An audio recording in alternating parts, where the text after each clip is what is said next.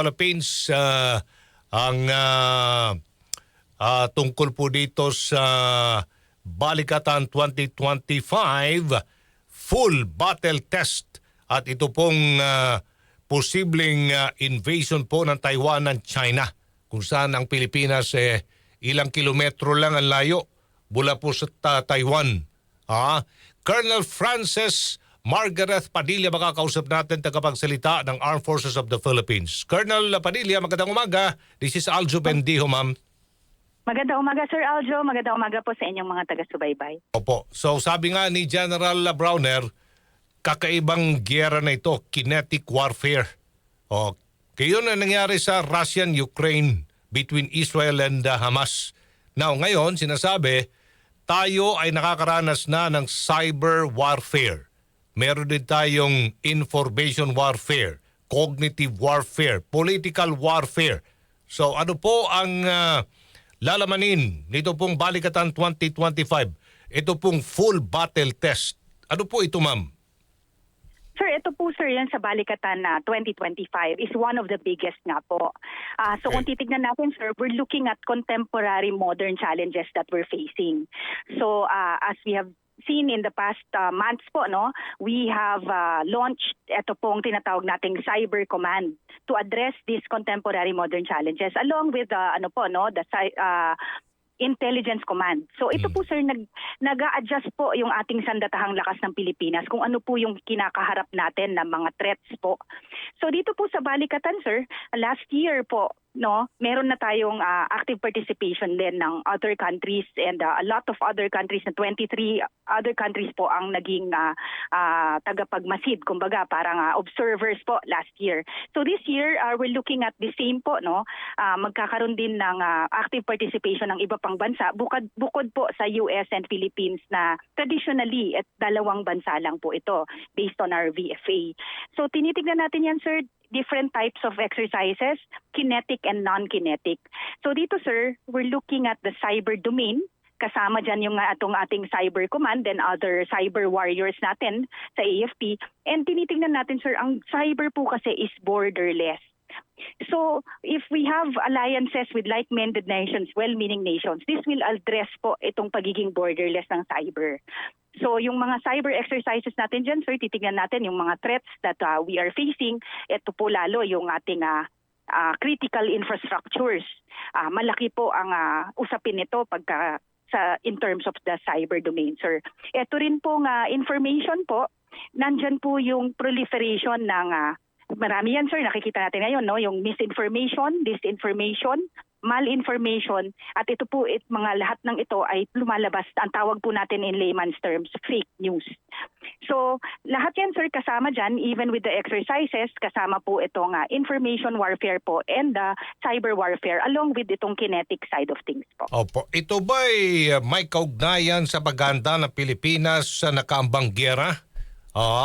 Dito sa ating West Philippine Sea, maging doon sa northern part ng Pilipinas sa may Taiwan dahil ito na nga't binabantayan natin itong posibleng pagpasok na ng China, itong Taiwan invasion, kung saan nandun na ang mga barko, nakapaligid na ang iba't ibang mga sa data ng China. At any time ay i-invade na ng China ng Taiwan? Sir, ito po, kung titignan niyo po tayo, no, Department of National Defense, no, under po tayo niyan. So tayo po as the Armed Forces of the Philippines, ang ine-enhance po natin dito is our defensive capabilities. So lahat po yan, ang tinitingnan natin is not directed towards any particular country, but any event po, no, that would warrant us to defend our country. So both land, air, sea, and cyber domain, how we will defend our country accordingly, kasama po yan sa lahat ng pinaghahandaan natin. And ito pong konteksto ng nabanggit nga po ng ating Chief of Staff, sir. This was a speech that he rendered during the anniversary po ng Northern Luzon Command.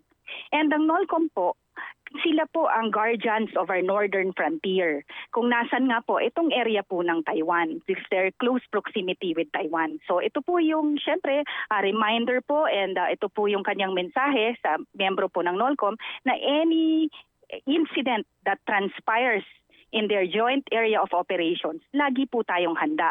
So that is our defense capabilities to include humanitarian assistance and disaster response din po. Yeah, napag-usapan ng kahandaan. Handa na nga ba talaga ang Pilipinas, Colonel, kapag sumiklab ang giyera sa pagitan ng China at Taiwan? Posibleng tatamaan tayo at maapektuhan tayo nito. Collateral damage sa Pilipinas dahil ilang kilometro lang ang layo mula ng Batanes to Taiwan. Dito po sir, sa any incident, so for any eventualities, nakalatag po ang contingency plans po, no? Kasi sir, dapat din po nating tiyakin yung kaligtasan po ng ating around 250,000 na overseas Filipino workers na nasa Taiwan. So, ito po sir is not an AFP alone, no? It's gonna be a fusion of efforts from different agencies, kasama po dyan ang Department of Foreign Affairs natin, of course under our DND, OCD, kung ano man po ang eventuality, kasama lahat po yan sa paghahanda po ng Sandatahang Lakas, sir. Okay, alright. Meron yatang plano ang AFP na magdagdag ng mga eroplanong pandigma nang galing sa Amerika? Yung ba'y matutuloy na at bibilhin na po ng AFP? Ilan hong eroplano ito, Colonel Padilla? Sir, ito po namang modernization projects natin. Continuous po yan, sir, no? We started with Horizon 1 and Horizon 2. Ito pong Horizon 3, sir, nakita po natin that we have shifted from internal security operations na tinatapos na po talaga natin, we're shifting to territorial defense. So dahil territorial defense na tayo, sir, nagbago po yung mga pangangailangan natin.